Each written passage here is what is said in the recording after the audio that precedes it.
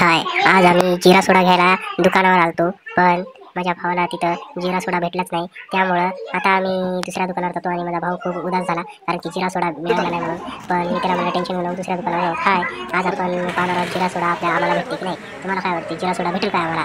तर आपण पुढे जाऊन बघूया दुकानावर जिरा सोडा भेटेल की नाही. हे आमचा नांदेडचा रोड आहे आणि मी माझा भाऊ आता बॉटल घेऊन फालतू चाळी करायला आहे. पण फालतू चाळी जास्त वेळ टिकत नाही, त्यानं आता राहिलो कुणाला. आता आम्ही चालू गेलो दुकानावर. आता थोडं दूर आहे दुकान, पोहोचते आम्ही लगेच. आता त्या लाईटापाशी आहे बघा. तर मी आणि माझा भाऊ आता चाललो दुकानावर जिरा सोडा घेण्यासाठी. जिरा सोडा मिळते की नाही पाहण्यासाठी बघत राहा व्हिडिओ पूर्ण. आता विचारला त्यानं, पैसे काढायला त्यानं म्हणजे जिरा सोडा असेल बहुतेक. पैसे घेतले म्हणजे जिरा सोडा आहे, त्याच्यामुळे हे हसला. आता जिरा सोडा घेतल्यामुळं 2 घेतलं, 2 अजून 2 घेतले, 4 जिरा सोडा घेतला. कारण की आम्ही घरात 4 जण आहोत, एकाला एक. तर आता माझ्या तोंडाला पाणी सुटलं, मग मी कुठंतरी थांबून आता जिरा सोडा पितो. 2 चॉकलेट चिल्लर नव्हते म्हणून आता आम्ही निघालो आता जिरा सोडा घेऊन.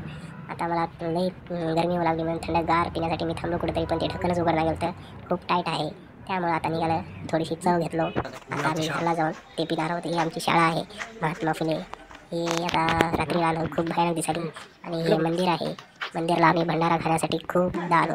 तर हे माझा भाऊ आता पिण्यासाठी उत्सुक आहे, पण ढक्कनच उघडला गेलं आहे. त्यामुळे कोशिश केलं आणि ढक्कन गेला. ते म्हणतात ना, कोशिश करण्यावाले ते हार नाही होती.